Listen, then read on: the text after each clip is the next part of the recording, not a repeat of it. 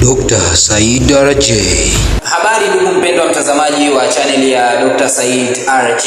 Siku ya leo niko hapa kwa ajili ya kukuelekeza juu ya changamoto ya PID ama kitaalamu anaita pelvic inflammatory disease. Na ugonjwa huu umekuwa ukiwasumbua sana wanawake kwa muda mrefu, wengine wamekuwa wakipata madhara ya aina mbalimbali, wakishindwa hata kuzaa kutokana na changamoto ya PID. Sasa PID ni nini? PID ni maambukizi ya bakteria katika via vya uzazi ama katika mfumo wa uzazi wa mwanamke, ambapo bakteria wale wanakwenda kuharibu ule utaratibu ama mfumo wa uzazi wa mwanamke. Sasa ni bakteria wa aina gani ambao wanakwenda kusababisha ugonjwa huu ama wanakwenda kuanzisha ugonjwa huu wa PID?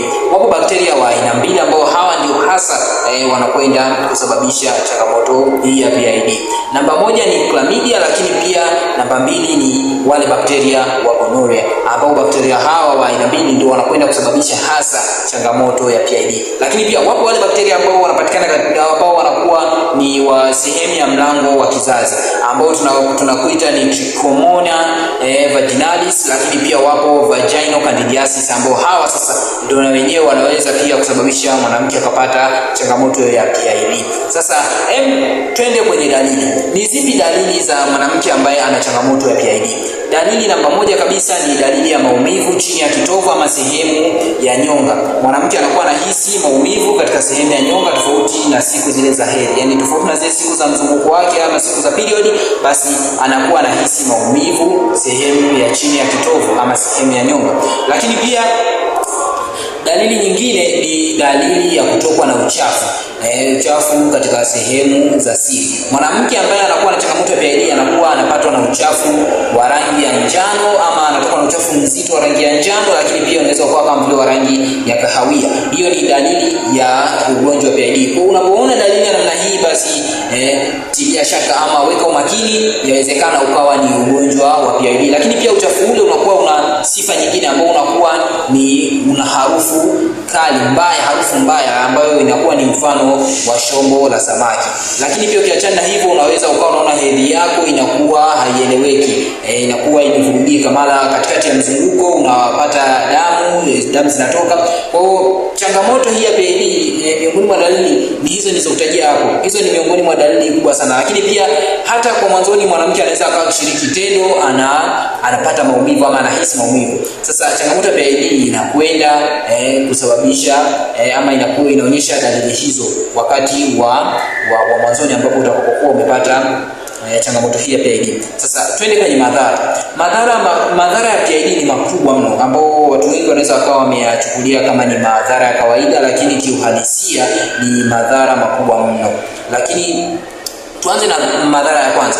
Dhara la kwanza kabisa ni ugumba. Mwanamke anaweza akapata ugumba. Anapataje ugumba? Mwanamke anapokuwa amekaa na tatizo hili kwa muda mrefu, endapo wewe mwanamke utakaa na tatizo hili kwa muda mrefu, basi jua tatizo hili linazidi kusogea, kila siku linazidi kusogea kuingia ndani ya kizazi, na linapofika kabisa kwenye mayai ya uzazi yatasababisha wewe ushindwe kupata ile mayai ya uzazi ama kuweza kutoa ile yai la uzazi likaenda likarutubishwa. Kwa hiyo utashindwa kuzaa kwa sababu wale bakteria tayari wameshafika kuharibu utaratibu wote wa kizazi na wa ovari pia. Lakini sasa dalili ya pili ama madhara ya pili ambayo unaweza ukayapata kutokana na changamoto ya PID, basi ni swala zima la kuharibika kwa mimba. Mwanamke anapokuwa na PID, basi yupo katika eneo la hatari zaidi kuweza kupata changamoto ya kuharibika kwa mimba. Anaweza akapoteza ujauzito wake endapo atakuwa na changamoto hii ya PID. Sasa ni vizuri wanawake mkachukua tahadhari mapema kuhusiana na changamoto hii ya PID.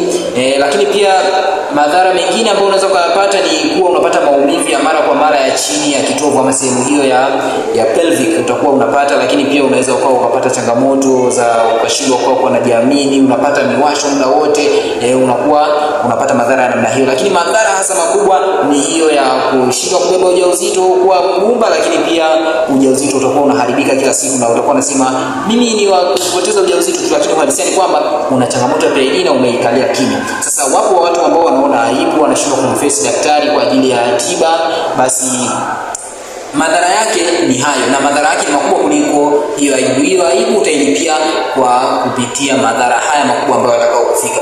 Sasa Kama bado hujafollow account yetu ya Dr. Said RJ, basi inatakiwa ufollow, ulike, usubscribe channel yetu ya Dr. Said RJ kwa updates mbalimbali. Na video inayofuata nitakuletea tiba ya PID. Nitakuletea tiba ambayo itakusaidia kutatua changamoto ya PID. Karibu, na hadi wakati mwingine, karibu channel ya Dr. Said RJ. Asante.